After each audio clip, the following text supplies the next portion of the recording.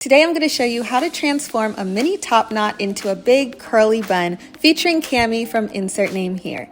Cami is one of the newest members in the Insert Name Here lineup. She's super curly and so much fun, and I can't wait to show you guys what it looks like on. So as for the bun construction, you do get 4 combs around the bun as well as a long drawstring. It's super easy to apply, so let me show you how to do it. I'm starting with a mini top knot today, but you can totally do a low bun or 2 if you want to do space buns, but we're doing a top knot today, so I'm first just going to apply the 4 combs around my natural bun, and then I'm going to pull the drawstring really tight to make sure that everything is secure in place. From there, I'm going to take the rest of that drawstring and wrap it around the bun, and we are done. See how easy that was? So for my curly girls who have been looking for the perfect curly bun, Cami is that girl. This is perfect for date night if you want an updo. It's also very versatile if you just want to do a messy everyday look, and always super easy to apply. So be sure to check out Cami from Insert Name Here.